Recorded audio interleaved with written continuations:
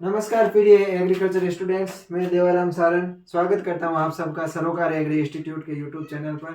और आशा करता हूं कि आप सब स्वस्थ होंगे, अपनी पढ़ाई है वो जारी अच्छी तरह से कर रहे होंगे।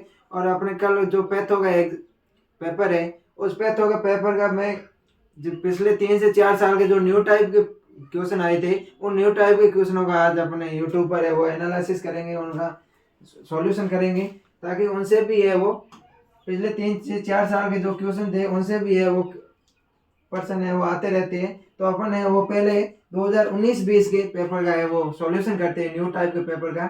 2019-20 का जो न्यू टाइप का पेपर है उसका अपन है वो सॉल्यूशन करते हैं।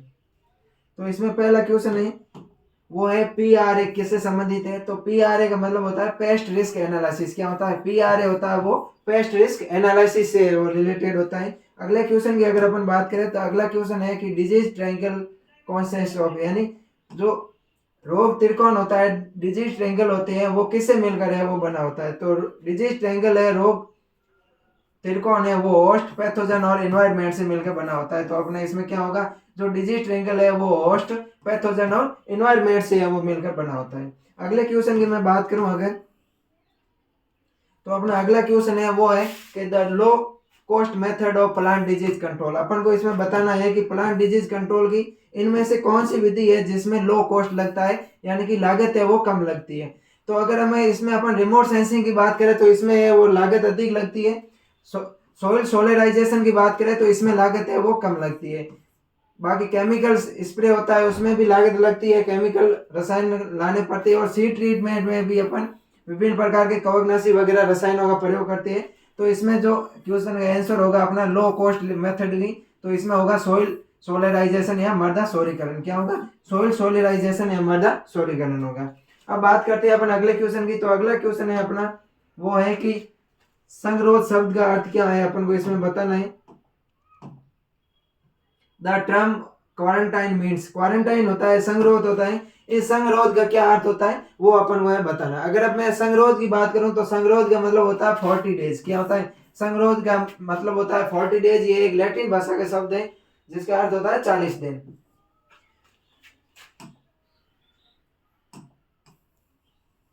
अगला मैं क्वेश्चन की बात करूं तो अगला क्वेश्चन है अपना directorate of plant protection quarantine and storage. अपन को बताना है कि directorate of plant protection quarantine and storage कहाँ पर स्थित है, यानी कि वनस्पति रक्षण संगरोध एवं भंडारण निदेशालय।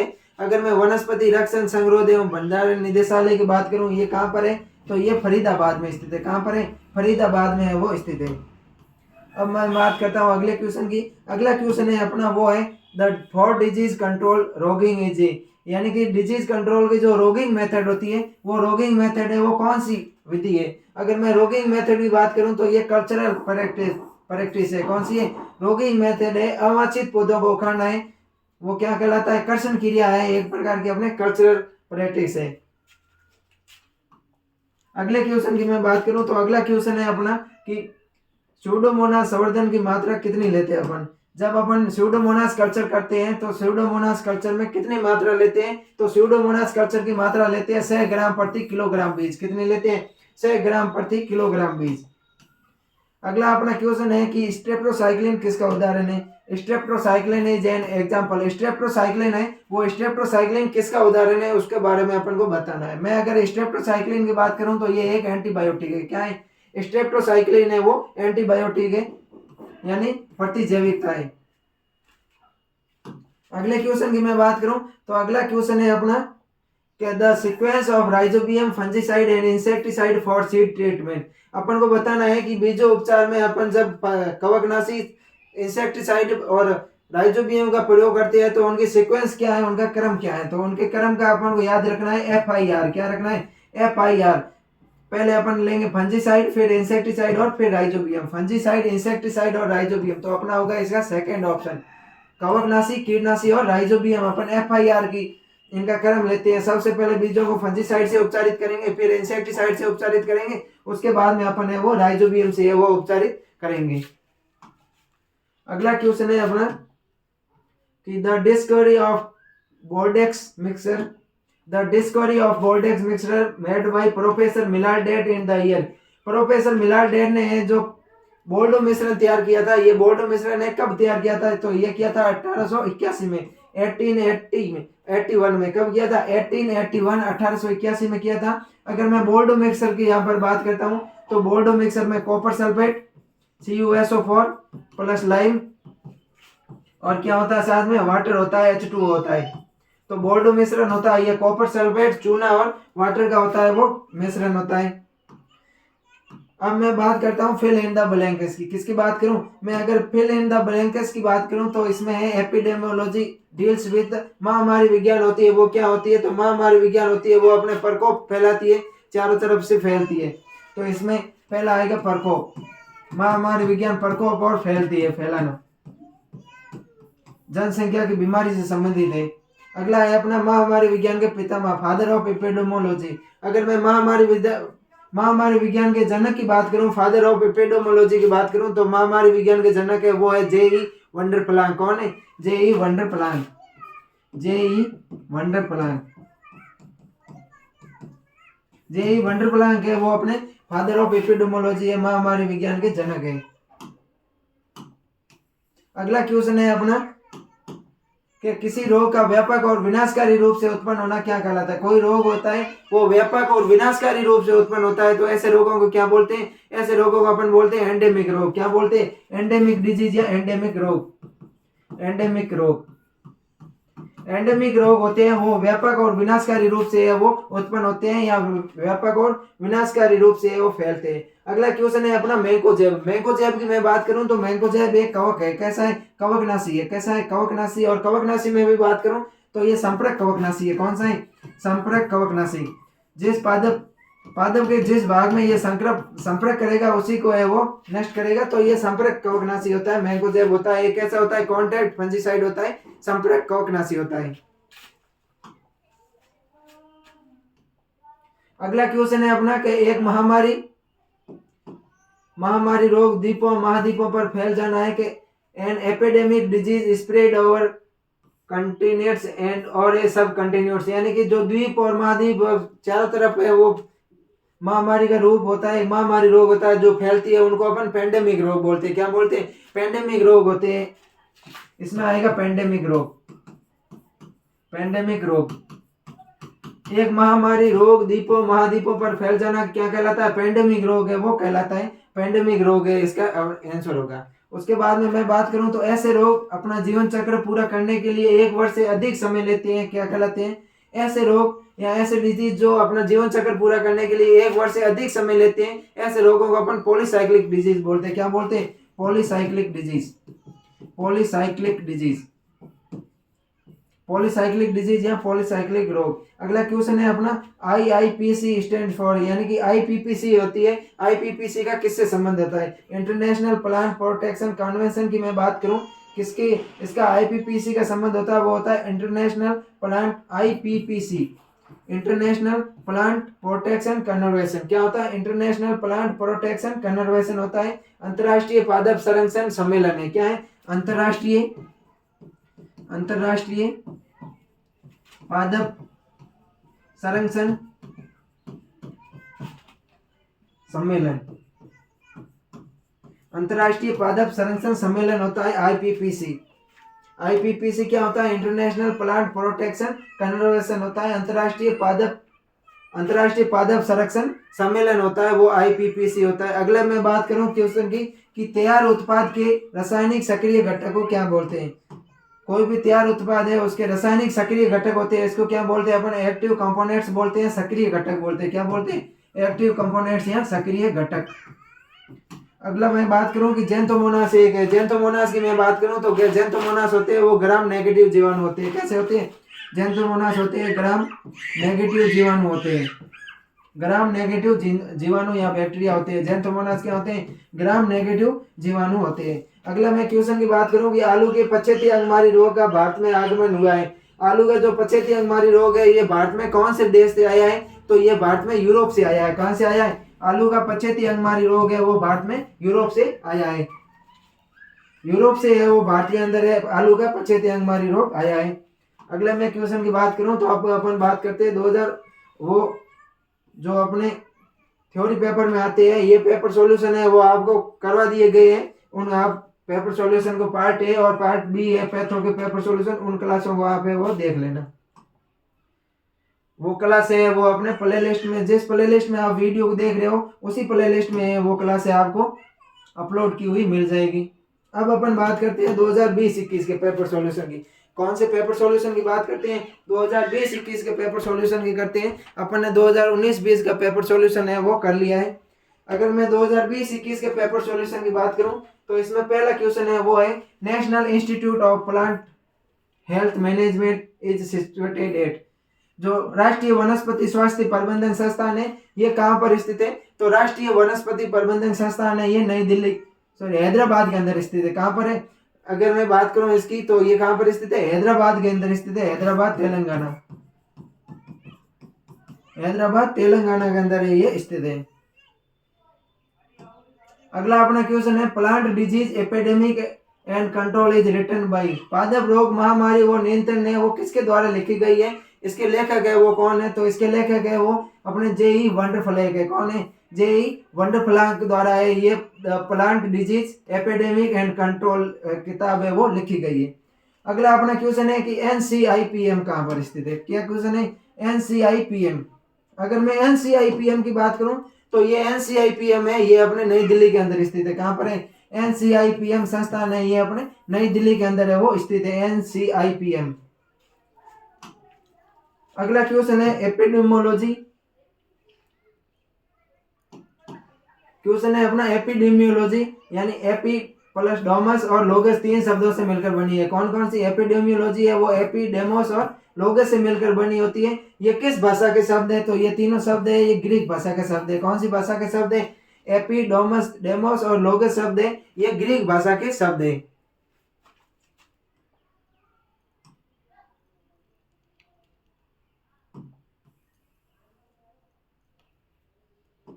अगला क्वेश्चन है कि द डिजिट ट्रायंगल इज है यानी रोग त्रिकोण क्या है? तो रोग त्रिकोण है वो समबाहु त्रिकोण व परपोषी ऊपरी भाग है। क्या है? रोग त्रिकोण है वो समबाहु त्रिकोण और प्लस क्या है? परपोषी ऊपरी भाग है रोग त्रिकोण है ये होता है। अगला मैं बात करूं क्वेश्चन की तो अपना अगला क्वेश्चन है कि यदि रोग त्रिकोण के तीनों कारक में से एक शून्य हो जाता है तो क्या होता है? कोई भी रोग त्रिकोण है प्लांट डिजीज होते हैं इसमें क्या होता है? होस्ट होता है, एक होस्ट होता है, परपोषी होता है, दूसरा होता है वो पैथोजन होता है और तीसरा होता है वो होता है एनवायरमेंट। अगर इन तीनों की मैं बात करूं होस्ट, पैथोजन और एनवायरमेंट, इनमें से कोई भी एक शून्य हो जाता है यानी कि इनमें से कोई एक होता है वो हट जाता है, इनमें से कोई एक है वो हट जाता है तो तब क्या होता है? तो रोग होगा वो कोई बीमारी नहीं होगी। तो क्या होगा? कोई भी बीमारी नहीं होगी। होस्ट, पैथोजन और एनवायरमेंट तीनों में से कोई भी एक होगा, अगर वो हट जाता है तो कोई भी बीमारी नहीं होगी, नो डिजीज होगा। क्या होगा? नो डिजीज या कोई भी बीमारी है वो नहीं होगी।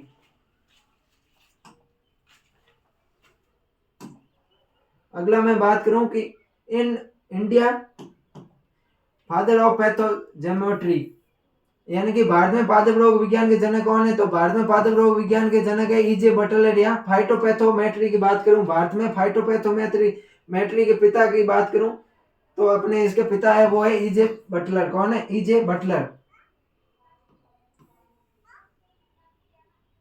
अगला क्वेश्चन है कि फादर ऑफ एपिडेमियोलॉजी या पादप महामारी विज्ञान के जनक कौन है? अगला क्वेश्चन क्या है अपना कि पादप महामारी के जनक कौन है? अगर मैं पादप महामारी के जनक की बात करूं तो अपने पादप महामारी के जनक है वो है ये ईजे वंडरफ्लैंक है। कौन है? पादप महामारी विज्ञान के जनक है वो है ईजे वंडरफ्लैंक है, वो पादप महामारी विज्ञान के जनक है। अगला क्वेश्चन है निषेध रोग शब्द का अर्थ क्या होता है? अपन को बताना है। एम्बेगो जो शब्द होता है एम्बेगो इस निषेध रोग शब्द होता है, इसका है वो अर्थ क्या होता है? इसके मैं अर्थ की बात करूं तो इसका मतलब होता है टोटली बैन होता है, पूरी तरह से प्रतिबंध होता है। जो निषेध रोग शब्द है, कौन सा शब्द है? निषेध रोग का शब्द का अर्थ होता है वो होता है टोटली बैन होता है, पूरी तरह से होता है वो क्या होता है? प्रतिबंध होता है। अगले क्वेश्चन की मैं बात करूं तो क्वारंटाइन 40 डेज इज डाइवर्ड फ्रॉम, जो क्वारंटाइन शब्द होता है वो क्वारंटाइन शब्द है वो कौन सी भाषा से लिया गया है? तो क्वारंटाइन शब्द है ये लैटिन भाषा का शब्द है। कौन सी भाषा का शब्द है? क्वारंटाइन या 40 डेज शब्द है ये लैटिन भाषा का शब्द है। अब अपन बात करते हैं फिल इन द ब्लैंक्स की। किसकी बात करते हैं? फिल इन द ब्लैंक्स की है वो अपन बात करते हैं कि भारत में एक अधिनियम वर्ष 1914 के अंदर पारित हुआ। तो भारत के अंदर 1914 में वो DIPA अधिनियम है वो पारित हुआ था। कौन सा अधिनियम पारित हुआ था? DIPA अधिनियम है, भारत के अंदर है वो 1914 के अंदर है वो पारित हुआ था। विनाशकारी कीट एवं पीड़क अधिनियम, इसका क्या नाम होता है? विनाशकारी कीट एवं पीड़क अधिनियम है, ये 2014 के अंदर है वो पारित हुआ था। आलू का स्वर्णिम पुट्टी सूत्रकृमि वो काला मस्सा रोग एक है, संगरोध रोग है। आलू का स्वर्णिम पुट्टी सूत्रकृमि वो काला मस्सा रोग एक संगरोध रोग है। अपन इसमें बात करते हैं कि जो आलू का स्वर्णिम पुट्टी रोग होता है, सूत्रकृमि रोग और काला मस्सा रोग होता है, ये इनका नियंत्रण अपन कौन से क्वारंटाइन से करते हैं, कौन से संगरोध से करते हैं? तो इसका वो होगा रेगुलेटरी प्लांट क्वारंटाइन होगा। क्या होगा? इसका होगा regulatory plant quarantine. Regulatory plant quarantine, regulatory plant quarantine. आलू का स्वर्णिम पुट्टी सूत्रकृमि वो काला मस्सा रोग एक रेगुलेटरी प्लांट क्वारंटाइन संगरोध रोग है, रेगुलेटरी प्लांट क्वारंटाइन रोग है। अगला क्वेश्चन है कि सेंट्रल डायरेक्टरेट ऑफ केंद्रीय निदेशालय एवं भंडारण की स्थापना है वो 1946 में हुई थी, वो कहां पर हुई थी? अपन को बताना है कि केंद्रीय निदेशालय एवं भंडारण है, इसकी स्थापना है वो वह कहां पर हुई थी, उसके बारे में अपन को है वो बताना है। इसकी मैं अगर बात करूं, केंद्रीय निदेशालय पादप संगरोध एवं भंडारण की स्थापना की मैं बात करूं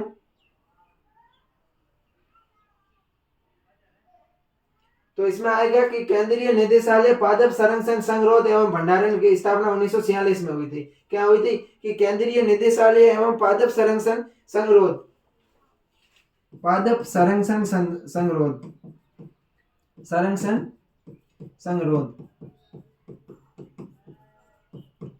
केंद्रीय निदेशालय पादप संरक्षण संगरोध एवं भंडारण की स्थापना है वो 1946 में हुई थी। अगला क्वेश्चन है कि बहुचक्रीय बीमारियों का वक्र होता है, अपन को बताना है। जो पॉलीसाइक्लिक डिजीज होता है, इन पॉलीसाइक्लिक डिजीज का वक्र होता है वो किस प्रकार का होता है, उसके बारे में अपन को है वो बताना है। तो इनका वक्र होता है वो सिग्मोइड वक्र होता है। कौन सा वक्र होता है? सिग्मोइड वक्र होता है, सिग्मोइड, सिग्मोइड वक्र इनका होता है वो सिग्मोइड वक्र होता है। अगला है मोनोसाइक्लिक डिजीज का वक्र होता है, वो कैसा होता है? अगर मैं मोनोसाइक्लिक डिजीज की बात करूं तो मोनोसाइक्लिक डिजीज का वक्र होता है वो सैचुरेटेड वक्र होता है। कैसा होता है?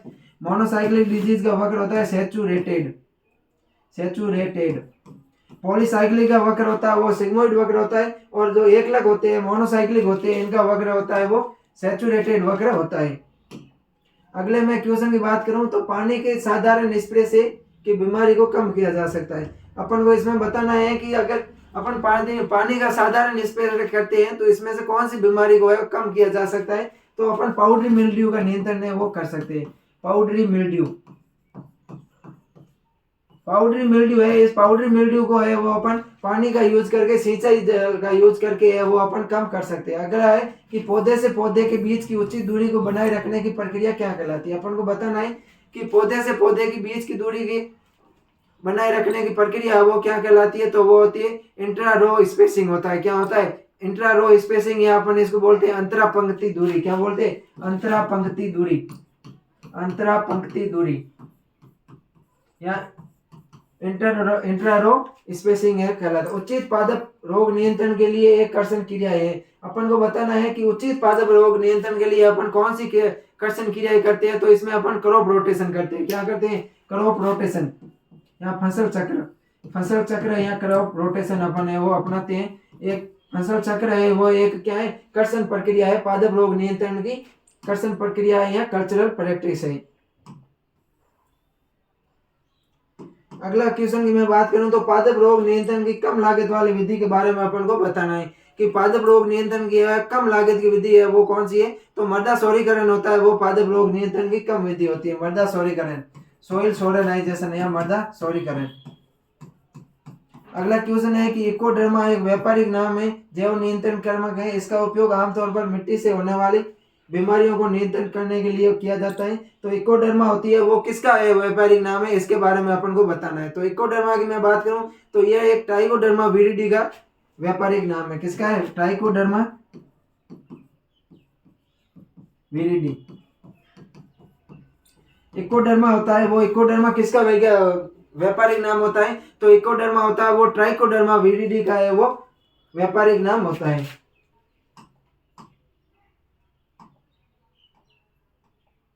अगला अब अपन बात करते हैं 2021-22 के पेपर की। किसकी बात करते हैं? 2021-22 के जो न्यू टाइप का पेपर आया था, इसके अंदर है अपन बात करते हैं और देखते हैं कि इसके अंदर है वो कौन कौन से क्वेश्चन है वो पूछे गए हैं, किस प्रकार से है क्वेश्चन पूछे गए हैं। मैं अगर बात करूं 2021-22 के पेपर सॉल्यूशन की, किसकी बात करते हैं अपन अभी बात करते हैं 2021-22 के पेपर सॉल्यूशन की बात करते हैं। तो इसमें पहला क्वेश्चन है कि यदि रोग त्रिकोण के तीनों कारकों में से एक उपलब्ध नहीं हो तो क्या होगा? तो कोई बीमारी नहीं होगी। ये क्वेश्चन है वो रिपीट हो चुका है कि रोग त्रिकोण है, उसमें होस्ट, पैथोजन और एनवायरमेंट तीनों में से कोई एक को हटा देते हैं तो कोई बीमारी नहीं होगी, नो डिजीज होगा। अगला क्वेश्चन है कि सरोप द्रव्य को नए क्षेत्रों या फील्ड में प्रवेश या स्थापित होने से रोग ना जहां पर वो मौजूद नहीं है। इसमें अपन को बताना है कि जो इनोकुलम होता है वो किसी दूसरे क्षेत्र में है, वहां पर है वो स्थापित नहीं है, उनको वहां पर स्थापित होने से रोकना है, वो क्या कहलाता है? तो इसका होगा वो होगा रोग कारक का अपवर्जन। क्या होगा? एक्सुलेशन या अपवर्जन होगा। इनोकुलेशन, एक्सुलेशन ऑफ इनोकुलम होगा, रोग कारक का अपवर्जन है वो होगा। अगला क्वेश्चन है कि रोग ग्रसित पौधे या पौधे के भाग को नियमित रूप से खेत से हटाने की क्रिया है वो क्या कहलाती है? अपन को इसमें बताना है कि रोग ग्रसित पौधे होते हैं उनको खेत से नियमित रूप से हटाने की क्रिया है वो क्या कहलाती है? तो इसमें होगा वो होगा अवांछित हटाना, या अपन जिसको बोलते हैं रोगिंग बोलते हैं। क्या बोलते हैं? रोगिंग होगा या अवांछित हटाना है वो इसमें मुख्य रूप से होगा। अगला क्वेश्चन है कि बीमारियों के पूर्वानुमान के लिए कौन सा कारक आवश्यक है? अपन को इसमें बताना है कि अपन जब बीमारियों का पूर्वानुमान करते हैं तो इनमें कौन से कारक है वो बीमारियों के पूर्वानुमान के लिए वो मुख्य रूप से होते हैं, वो आवश्यक होते हैं। तो बीमारियों के पूर्वानुमान की मैं अगर बात करूं तो बीमारियों के पूर्वानुमान के लिए मुख्य रूप से जो कारक होते हैं आवश्यक, वो होता है होस्ट, पैथोजन और एनवायरमेंट फैक्टर होते हैं, वो आवश्यक होते हैं।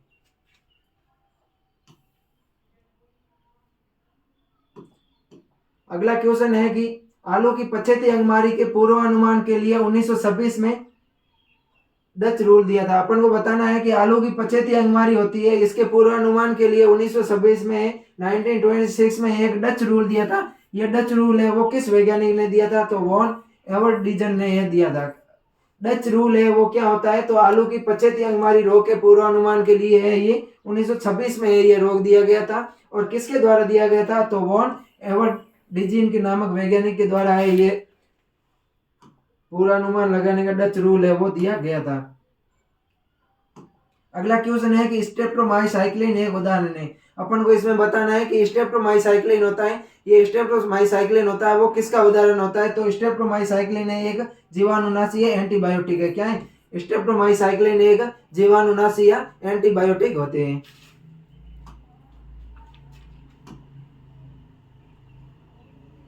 अगला कारक क्वेश्चन है अपना कि रोग कारक के विकास में बाधा पहुंचाने का गुण विद्यमान हो, संक्रमण नहीं हो या कम हो। इसमें अपना होगा वो होगा प्रतिरोधी होगा। क्या होगा? प्रतिरोधी या रेजिस्टेंस होगा। कि रोग कारक के विकास में बाधा पहुंचाने का गुण है, जिसमें संक्रमण नहीं होता है या कम होता है तो रेजिस्टेंस होता है, जिसको अपन बोलते हैं प्रतिरोधी। इसका होगा वो रेजिस्टेंस होगा या प्रतिरोधी होगा, जो मतलब रोग को फैलने से वो रोकते हैं या रोग के विकास की बाधा उत्पन्न करते हैं। अगला क्वेश्चन है कि कम या गंभीर सामान्य रूप से रोग मौजूद हो तथा रोग विशेषज्ञ देश या जिले में सूचीबद्ध होता है तो इसको क्या बोलते हैं? अपन स्थानिक रोग बोलते हैं। क्या बोलते हैं? एंडेमिक रोग बोलते हैं। एंडेमिक रोग होते हैं वो किसी क्षेत्र विशेष छोटे से क्षेत्र में वो एक कम रूप में है वो, या गंभीर रूप से है मौजूद नहीं होते हैं, कम रूप में ये मौजूद होता है और किसी क्षेत्र विशेष के अंदर होता है। स्थानिक रोग बोलते हैं अपन जिसको, यहाँ एंडेमिक रोग बोलते हैं। अगला क्वेश्चन है अपना कि बाउंड्री मिल्ड्यू मिक्सचर होता है, ये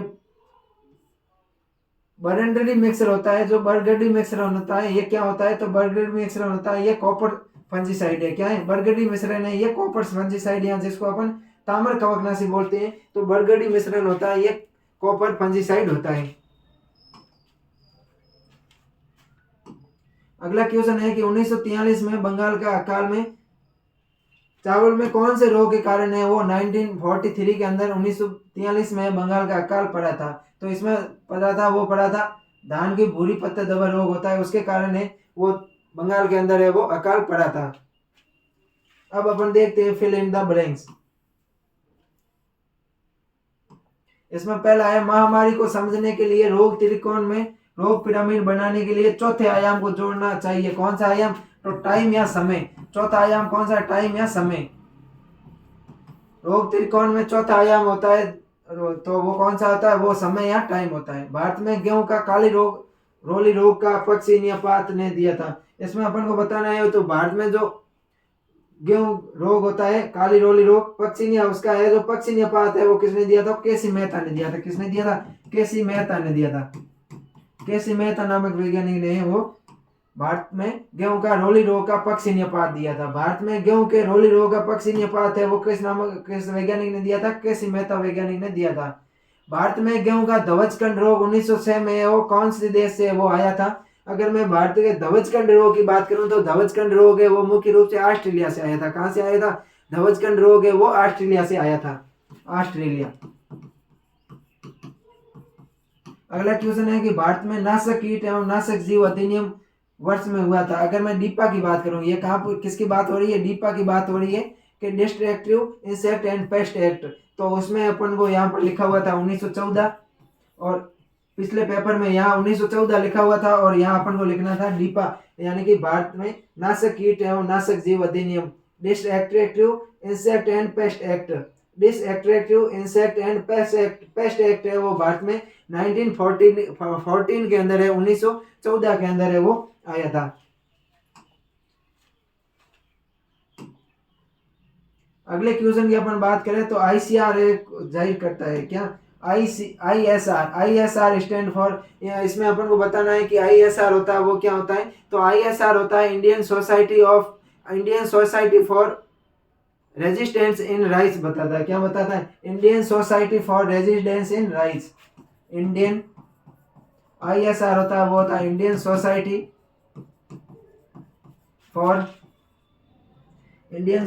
for resistance in India in rice. Indian society for resistance in rice ISR का है वो फुल फॉर्म होता है। अगला क्वेश्चन है जीन थ्योरी ने 1942 में प्रस्तावित की थी। अपन को बताना है कि 1942 के अंदर 1942 के अंदर है जीन थ्योरी है वो किसने दी थी। तो ये जीन थ्योरी है वो एच फ्लोर नामक वैज्ञानिक ने दी थी। किसने दी थी, एच फ्लोर नामक वैज्ञानिक ने जीन थ्योरी दी थी। अगला क्वेश्चन है जो रोग जो कारकों द्वारा होता है क्या कहलाता है। ऐसे a disease caused by living agent, जो रोग है वो लिविंग एजेंट के द्वारा होता है या जो जीवित कारकों के द्वारा होता है, ऐसे रोगों को अपन क्या बोलते हैं, तो ऐसे रोगों को अपन बोलते हैं संक्रामक रोग। क्या बोलते हैं, संक्रामक रोग। रोग जो कारकों द्वारा होते हैं उन रोगों को अपन क्या बोलते हैं, संक्रामक रोग है वो कहते हैं। अगला क्वेश्चन है कि प्राथमिक पोषित से ही संबंधित परिवार के जंगली पोषित जो सक्रिय संवर्धन को संरक्षित प्रदान करते हैं क्या कहलाते हैं। अपन को इसमें बताना है कि प्राथमिक पोषित से ही संबंधित परिवार के जंगली पोषित जो सक्रिय संवर्धन को संरक्षित करते हैं वो क्या कहलाते हैं, तो जंगली संबंधी कहलाते हैं। क्या कहलाते हैं, जंगली संबंधी कहलाते हैं। इसका क्या होगा, इसका होगा वो जंगली संबंधी होगा, जंगली संबंधी कहलाते हैं, जंगली संबंधी। अगला क्वेश्चन है कि टमाटर में जड़ गांठ रोग होता है वो किससे होता है। तो टमाटर में जो जड़ गांठ रोग होता है वो सूत्रकृमि से होता है। किससे होता है, सूत्रकृमि या निमेटोड के द्वारा होता है, सूत्रकृमि के द्वारा होता है। अगला क्वेश्चन है ट्राइकोडर्मा एक क्या है। ट्राइकोडर्मा एक फंगस या कवक है। क्या है, ट्राइकोडर्मा एक फंगस या कवक है। अब अपन बात करते हैं इनके ये थ्योरिकल क्वेश्चन है। अब अपन बात करते हैं 2022-23 के क्वेश्चन पेपर की। कौन से क्वेश्चन पेपर की बात करते हैं? अपन बात करते हैं 2022-23 के क्वेश्चन पेपर की बात करते हैं और देखते हैं कि 2022-23 के अंदर है वो अपने मुख्य रूप से है वो कौन कौन से क्वेश्चन है वो पूछे गए थे। अगर मैं बात करूं 2022-23 की, तो 2022-23 की न्यू टाइप की मैं बात करूं तो 2022-23 में पहला है कि गर्म जल उपचार किस रोग से प्रभावी होता है। अपन को इसमें बताना है गर्म जल उपचार करते हैं अपन वो कौन से रोगों को नियंत्रण के लिए करते हैं। तो गर्म जल जो उपचार करते हैं वो अपन मुख्य रूप से वो आंतरिक बीज जनित रोग होते हैं उनके लिए है वो करते हैं गर्म जल नियंत्रण।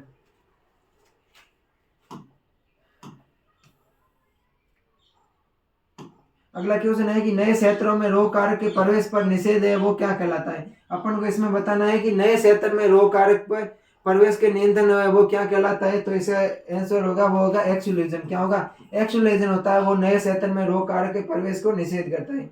अगला क्वेश्चन है स्ट्रेप्टोमाइसिस संबंधित है। अपन को बताना है जो स्ट्रेप्टोमाइसिस होता है ये स्ट्रेप्टोमाइसिस है ये किससे संबंधित होता है। तो स्ट्रेप्टोमाइसिस मुख्य रूप से अगर अपन बात करूं कि स्ट्रेप्टोमाइसिस किससे संबंधित होता है तो स्ट्रेप्टोमाइसिस होता है वो मुख्य रूप से जीवाणु से संबंधित होता है। किससे संबंधित होता है? जीवाणु से संबंधित होता है। अगला क्वेश्चन है स्ट्रेप्टोमाइसिस इसके बीज का विरोधी कारक कौन सा है। अपन को बताना है कि स्ट्रेप्टोमाइसिस इसके भी होता है। इस स्ट्रेप्टोमाइसिस इसके भी का जो विरोधी तत्व होता है वो कौन सा होता है। इसकी मैं अगर बात करूं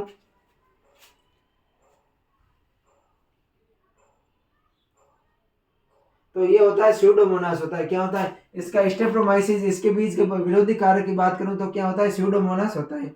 अगला क्वेश्चन है अपना ट्राइकोडर्मा हर्जियाना परपोसी है। इसमें अपन को बताना है कि ट्राइकोडर्मा हर्जियानम जो परपोसी है वो किसका है। अगर मैं ट्राइकोडर्मा हर्जियानम के परपोसी की बात करूं तो यह परपोसी होता है वो होता है राइजोबैक्टीरिया का होता है, पीथियम का, स्क्लेरोटियम सभी का होता है। किसका होता है? ये है वो सबका है वो परपोसी है वो होता है। अगले मैं क्वेश्चन की बात करूं तो पादप रोग नियंत्रण की प्रभावी सबसे सुरक्षित और सस्ती विधि के बारे में अपन को बताऊं अगर मैं कि पादप रोग नियंत्रण की सबसे प्रभावी सबसे सुरक्षित विधि है वो कौन सी होती है। अगर उसकी मैं बात करूं तो वो होती है अपने रोग रोधी किस्मों का प्रयोग करना। क्या करना? यूज ऑफ रेजिस्टेंस वेराइटीज का है वो प्रयोग करना। रोग रोधी किस्मों का प्रयोग करना वो होती है सबसे रोग नियंत्रण की सबसे प्रभावी सबसे सुरक्षित और सबसे सस्ती विधि होती है वो होती है।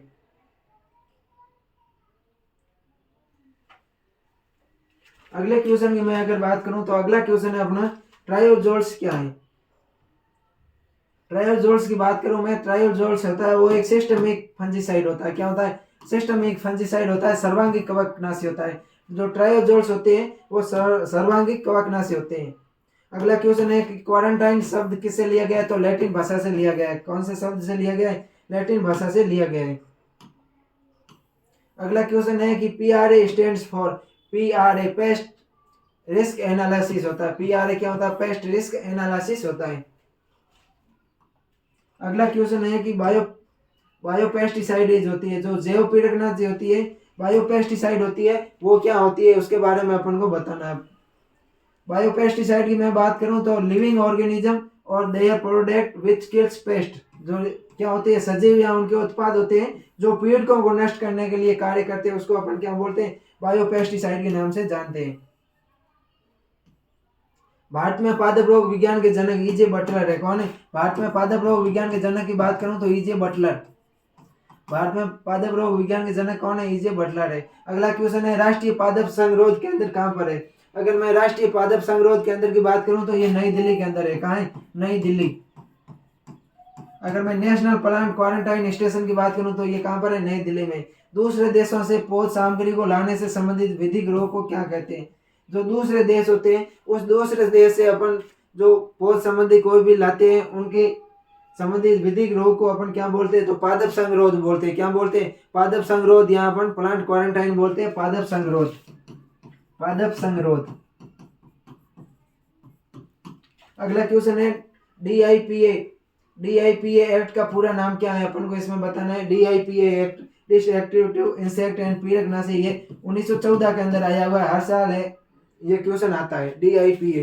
तो इसका अगर मैं बात करूं इसके फुल फॉर्म की बात करूं तो जो DIPA होता है इसकी मैं बात करूं तो इसको बोलते हैं अपन विनाशकारी एवं पीड़क नाशी एक्ट या अधिनियम। इसका पूरा नाम होता है विनाशकारी एवं पीड़क एक्ट अधिनियम होता है। विनाशकारी एवं कीट पीड़क होता है वो एक्ट होता है। अगला क्वेश्चन है कि उद्धर एवं क्षैतिज प्रतिरोधकता की अवधारणा है वो किसने दी थी। अगर मैं हॉरिजॉन्टल एंड वर्टिकल रेजिस्टेंस की बात करूं तो ये दी थी अपने वंडरफ्लाग ने दी थी। किसने दी थी, ये भी है वो अपने वंडरफ्लाग ने वो दी थी, जैसी वंडरफ्लाग ने दी थी, वंडरफ्लाग।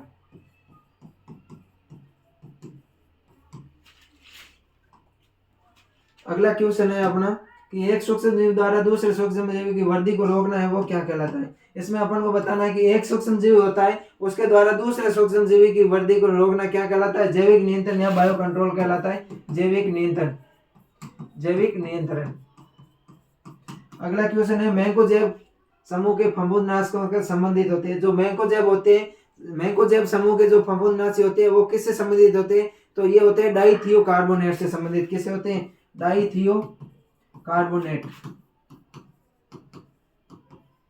डाइथियो कार्बोनेट से संबंधित होते हैं। जो फफूंदनाशक संक्रमण से पहले सुरक्षा प्रदान करते हैं उनको अपन क्या कहते हैं। अब इसमें अपन को बताना है जो फफूंदनाशी होते हैं संक्रमण से पहले ही सुरक्षा प्रदान करते हैं तो इसको अपन क्या बोलते हैं, सुरक्षात्मक कवकनाशी बोलते हैं, सुरक्षात्मक कवकनाशी के नाम से अपन जानते हैं। पादप रोग महामारी एवं नियंत्रण पुस्तक किसने लिखी थी, तो ये लिखी थी वंडरफ्लैग ने लिखी थी। कौन किसने लिखी थी, जेसी वंडरफ्लैग ने ये पुस्तक है वो लिखी थी, जेसी वंडरफ्लैग।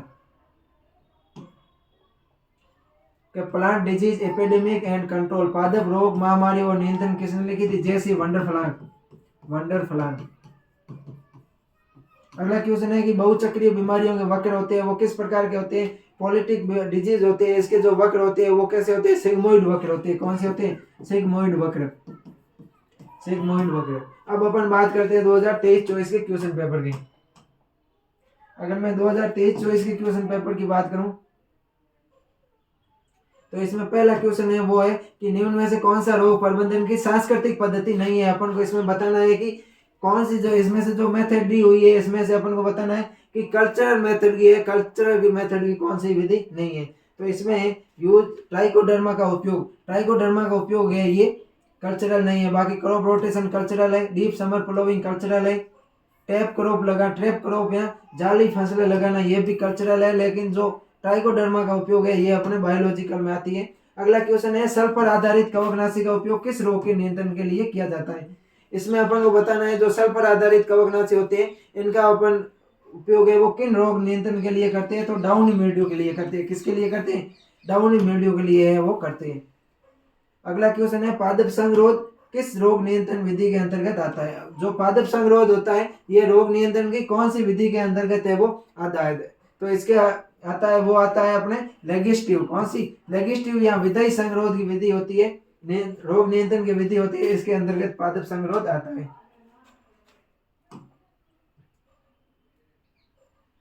अगला क्वेश्चन है कि वीप स्मट किस फसल का रोग है, तो वीप स्मट है वो गन्ना का रोग है। वीप स्मट किसका रोग है, गन्ना का रोग है।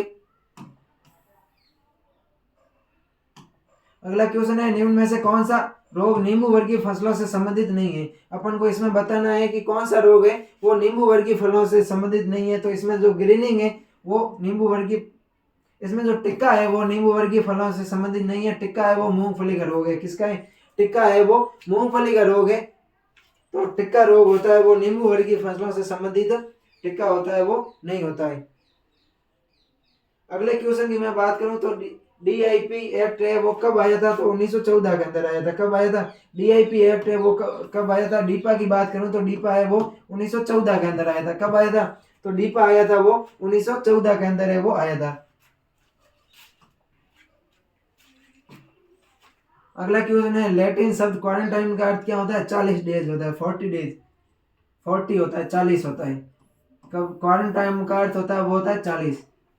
अगला क्वेश्चन है PRA, PRA क्या होता है, तो PRA होता है पेस्ट रिस्क एनालिसिस। क्या होता है, पेस्ट रिस्क एनालिसिस। अगला है कि a chemical take kills fungus is called, जो फंगस को मारते हैं वो क्या कहलाते हैं, फंगीसाइड कहलाते हैं। क्या कहलाते हैं, फंजीसाइड कहलाते हैं। अगला अपना क्वेश्चन है कि वर्षों की अवधि तक बने रहने वाले रोगों को क्या बोलते हैं? ऐसे रोग होते हैं जो वर्षों की अवधि तक बोलते हैं पॉलिटिक रोग कहते हैं। जो पॉलिटिक रोग होते हैं ये वर्षों तक है वो बने रहते हैं। पॉलिटिक होगा, पॉलीसाइक्लिक नहीं, पॉलिटिक होगा इसमें। अब अपन बात करते हैं फिल इन द ब्लैंक इसकी। तो इसमें है वो पहला है कि डच नियम की भविष्यवाणी से संबंधित है। तो अभी अपन ने पढ़ा था डच नियम होता है वो आलू की जो पछेती अंगमारी होती है उसके लिए है और 1926 में आया था। इसका होगा आलू की पछेती अंगमारी, आलू की पछेती अंगमारी, आलू की पछेती अंगमारी के भविष्यवाणी के लिए यह डच रूल है वो बनाया गया था। अगला है बायो एजेंट जो रोग जनकों के विकास को दबाता है और उसमें हस्तक्षेप करता है वो क्या कहलाता है? अपन को बताना है ऐसे बायो एजेंट जो रोग जनकों के विकास को है वो बढ़ाता है। तो ऐसे रोग बायो एजेंट को अपन क्या बोलते हैं? एंटीबायोसिस बोलते हैं। क्या बोलते हैं? Antibiosis, antibiosis, antibiosis. अगला अपना क्वेश्चन है कि पौधा रोगजनक और पर्यावरण एक होस्ट पैथोजन एनवायरनमेंट टेट्राडोन के 4 घटक होते हैं। समय, टाइम, क्या होगा इसका? होगा वो इसमें आएगा रिक्त स्थान में समय, यानी कि पौधा रोगजनक पर्यावरण और समय, host pathogen environment and time. And time होते हैं वो क्या होते हैं? एक टेट्राडेड्रॉन के 4 होते हैं वो घटक होते हैं। अगला अपना क्वेश्चन है टिक्का रोग ये फसल की विशिष्ट रोग होता है। टिक्का रोग होता है वो मूंगफली का रोग होता है। किसका रोग होता है? अगर मैं टिक्का रोग की बात करूं तो टिक्का रोग होता है वो मूंगफली का रोग होता है। किसका होता है? मूंगफली। टिक्का रोग किसका होता है? टिक्का रोग होता है वो मूंगफली का रोग होता है। वह घटना जिसमें एक कवक दूसरे कवक पर हमला कर उसे परजीवी बनाता है उसे क्या बोलते हैं? इसमें अपन को बताना है कि एक कवक के द्वारा दूसरे कवक पर आक्रमण कर उसे परजीवी बनाना क्या कहलाता है? तो पैरासाइटिज्म कहलाता है। क्या कहलाता है? माइकोपैरासाइटिज्म, माइकोपैरासाइटिज्म, माइकोपैरासाइटिज्म। अगला है सबसे अधिक इस्तेमाल किए जाने वाला फंगल बायो एजेंट क्या है? इसमें अपन को बताना है कि सबसे अधिक इस्तेमाल किए जाने वाला फंगल बायो एजेंट क्या है, उनके बारे में अपन को बताना है। तो इसका है ट्राइकोडर्मा। क्या है? ट्राइकोडर्मा, ट्राइकोडर्मा, ट्राइकोडर्मा है वो सबसे ज्यादा है वो इस्तेमाल किया जाने वाला फंगल बायो एजेंट है।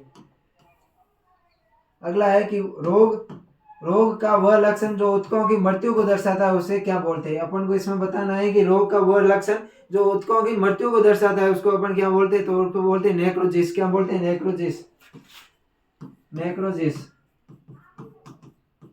अगला है कि गेहूं का खुला कंडुआ रोग होता है वो किस कवक के कारण होता है? अपन को इसमें बताना है कि लूज स्मेट ऑफ व्हीट होता है, लूज स्मेट ऑफ व्हीट होता है। इसका रोगजनक होता है वो क्या होता है? तो इसका रोग होता है जनक होता है वो होता है एस्टिलेगोन्यूडा होल्डाई होता है। क्या होता है? एस्टिलेगोन्यूडा टेटिसाई होता है। होल्डाई होता है वो ज्वार होता है।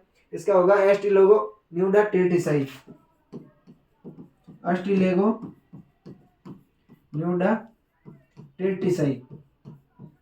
एस्टिलेगोन्यूडा टेटिसाई होता है वो लूज स्मेट ऑफ व्हीट के रोग का क्या होता है? रोगजनक होता है। अगला क्वेश्चन है कि नामक वैज्ञानिक ने ऊर्ध्वाधर ये 37 प्रतिरोध की अवधारणा दी थी। अपन को इसमें बताना है कि वर्टिकल और हॉरिजॉन्टल रेजिस्टेंस की जो अवधारणा है ये किसने दी थी? तो ये दी थी वंडरफ्लांग ने। किसने दी थी? वंडरफ्लांग ने। तो आज अपन ने लगभग पिछले 5 साल के क्वेश्चनों में जो भी न्यू टाइप के क्वेश्चन आए थे उन सब का है अपन ने सॉल्यूशन किया है। तो मुझे आशा है कि आपने ये क्लास अच्छी लगी होगी। अपने जितने भी दोस्त हैं उन सारे दोस्तों के पास में इस क्लास को शेयर कर दीजिए और चैनल को सब्सक्राइब कर दीजिए। मिलते हैं नेक्स्ट क्लास में, तब तक के लिए थैंक यू।